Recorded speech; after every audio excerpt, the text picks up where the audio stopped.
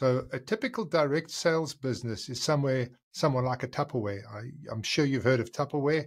So they sell these amazing plastic containers.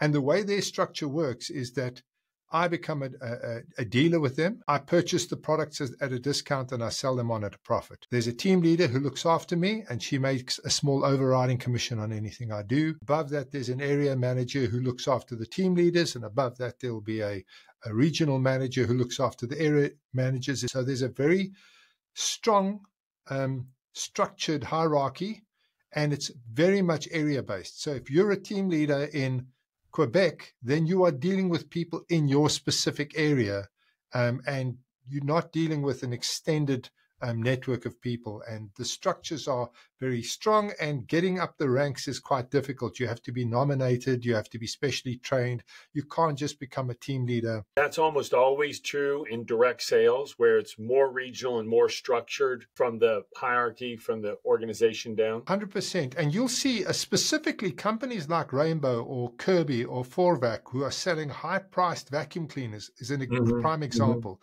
where there's a real need for training and for management and for making sure that the salespeople are actually doing the number of calls. You'll find that those businesses are typically, they're direct selling companies with very strong regional bases.